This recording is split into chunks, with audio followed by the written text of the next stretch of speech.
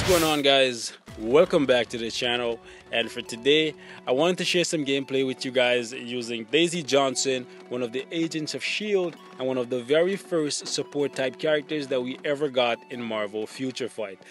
Back in the day, having her and Werewolf on your team pretty much assured you a win in some of the most difficult and damn near impossible fights in this game. So anything from Black Dwarf to Infinity Thanos, having her on your team for her 3-skill buff and Werewolf's 5-skill buff, you could pretty much one-shot some of the most difficult world bosses. So if you go on YouTube right now, you'll see that a lot of videos were published with her and Werewolf, and they were some of the most impressive. However, as the game progressed, Werewolf got a really good tier 2 passive that kind of cemented his spot as a really good support type character, whereas Daisy kind of just fell off the map because she got a really shitty tier 2 passive. And on top of that, the one thing that was a great thing about her kit was taken and generalized and made widely available to the entirety of the player base, so you don't need her as a character anymore.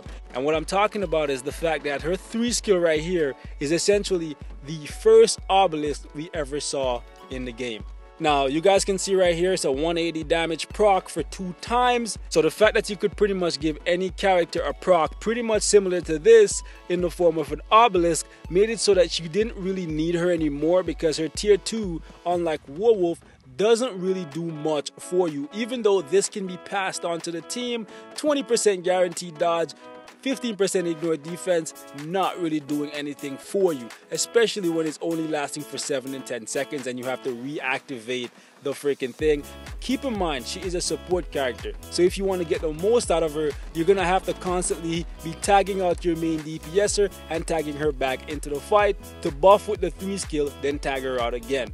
And because of the fact that everything in the game currently runs on a timer, you don't have time to be constantly swapping out characters when you could easily just slap a 180 proc on a character and just be done with it all. So that's kind of why Daisy doesn't get used a lot anymore. She still has a place in the game, but she's definitely not as useful as she once was. If you take a look at her kit, there's not really too much in here. She has 1 stun right here for 3 seconds with an 8-second cooldown. So with max skill cooldown, that's a 4-second cooldown right there. So she can pretty much keep you stunned all the time. And that's about it, to be honest. She has 3 partial iframes, but when I say partial, I mean they're very, very partial. I believe there's 4. There are 4 slight iframes at the beginning or certain parts of her skill that give her a little bit of protection, but trust me, you're gonna find that those slight iframes don't make that big of a difference because she's gonna die on you a lot. She is not a very tanky character by any means. She's a blast type, so she has fairly good damage,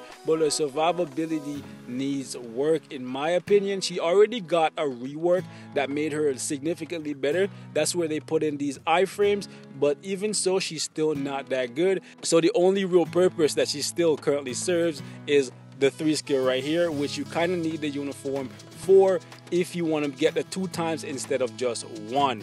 Okay, so keep that in mind. Daisy kind of outlived their purpose as of right now. So if you're new to the game and you're seeing those crazy videos on YouTube, you don't need her. You can pretty much do anything that you can do with Daisy by simply putting an obelisk on your character. She has a unique 4-star passive right here, which gives her some additional damage once she has the enemy stunned. So for me, I generally try to stun the enemy with the 2, buff myself with the 3, then use the 5 and the 4, and then try to jump back into that rotation. The 1 skill I'll use rarely, but for the most part I just stick to the 2, the 3, the 4, and the 5, and with that rotation I can generally clear a relay with her, which I'm gonna share with you guys today.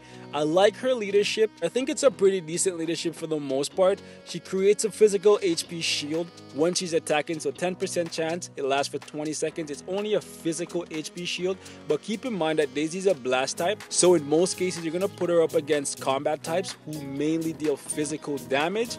And even if you're some reason crazy enough to put her up against some speed characters deal mainly physical damage. So this shield right here is really good to have. It's gonna give her a little bit more survivability, but in my opinion you still should not be building Daisy this late in the game unless you're just trying to round out your roster because you're a completionist like me.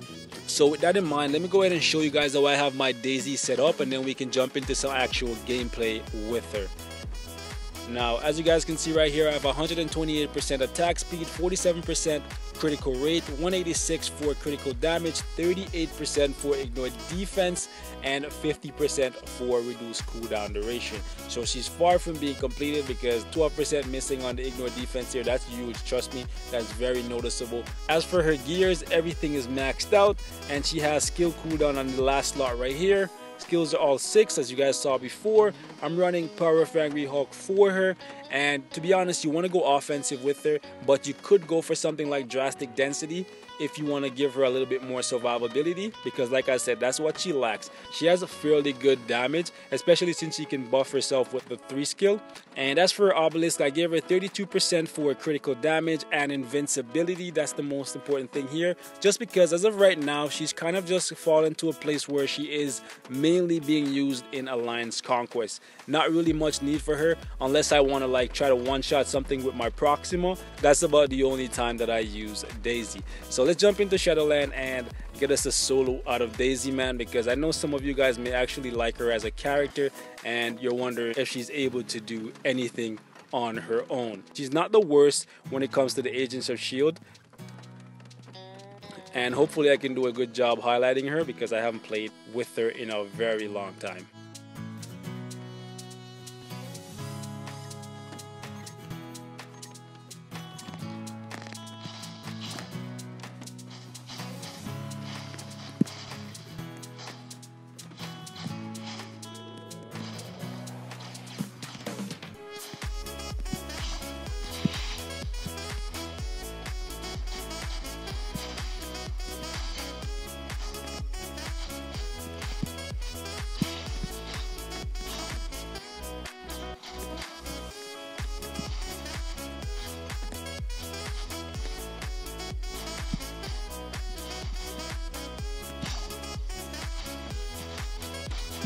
Okay, Hulkbuster, you're really freaking annoying. Get out of here. But you actually have energy damage.